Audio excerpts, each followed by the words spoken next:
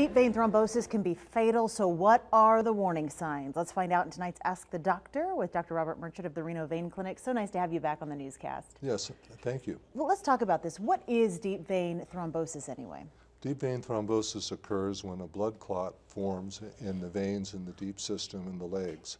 This is primarily within the muscles, and it blocks the return of blood back to the heart. So this will result in usually acute pain, something very sudden, or acute swelling, and it can be rather massive, but oftentimes it can just be localized to the calf. Really? Would it feel like a cramp or worse? Yes, usually it's a cramp.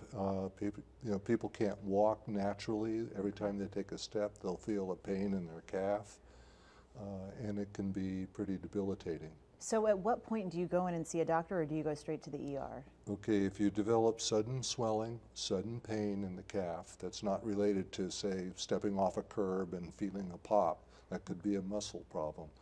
But if it occurs by itself spontaneously, then that's the time when you should go see a physician, or best thing is go to the emergency room.